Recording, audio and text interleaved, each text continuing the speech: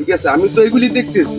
শুধু একজনের ব্লেম দিলে হবে না, যেমন পৌরসভা সে একা না, এই পানি উন্নয়ন বোর্ড, এরপরে হচ্ছে পরিবেশ অধিদপ্তর এইখানে আছে, সে শুধু ডায়াগনস্টিক সে কি কাজ করে? প্রশ্ন তুললে বহু জায়গায় তোলা। দর্শক,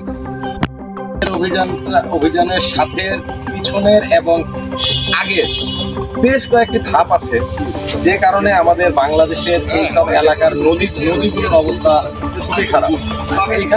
এখানকার জেলেরা আমাদের কাছে বলেছে গত বছরের তুলনায় কম করে হলেও অর্ধেক পরিমাণ মাছ কমে গেছে।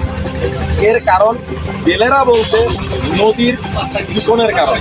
নদী দূষণ কিভাবে হয়?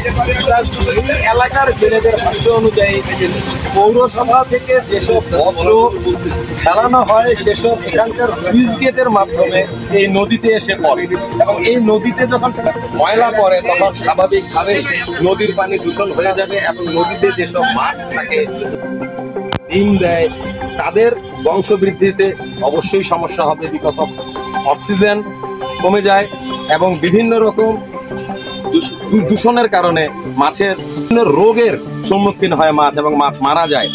মাছরা ডিম ছাড়তে আসে বিভিন্ন শারীরিক সমস্যার কারণে তারা ঠিকমতো ডিম ছাড়তে পারে না, এবং যেসব ডিম ছাড়ে সেসব ডিমের পুষ্টিগত কারণে মাছ পোনাগুলো ঠিকমতো বড় হতে পারে না, অর্ধেক জীবনেই তাদের জীবনটা শেষ হয়ে যায়।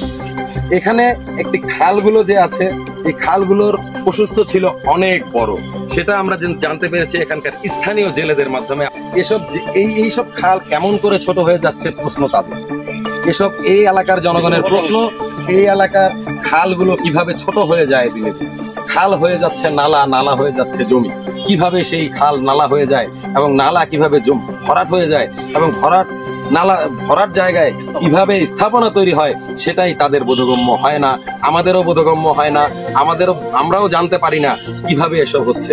আমরা যখন একটার পর একটা দপ্তরে যাই, একের পর একের দপ্তরে নিজের দোষ না চিন্তা করে আরেক দপ্তরের উপরে দোষ চাপিয়ে দেয়। তাহলে এভাবেই কি চলবে বাংলাদেশ? বাংলাদেশের মানুষ কি কখনোই দেখবে না আলোর পথ?